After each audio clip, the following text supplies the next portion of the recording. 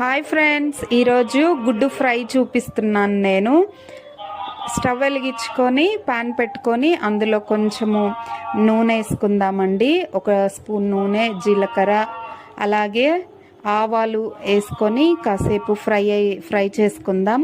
ఇది ఫ్రై అయ్యేలోపు ఉల్లిపాయలు, పచ్చిమిరపకాయలు, అలాగే కొద్దిగా కరివేపాకు వేసుకుందామండి. ఇది ఫ్రై అయ్యాక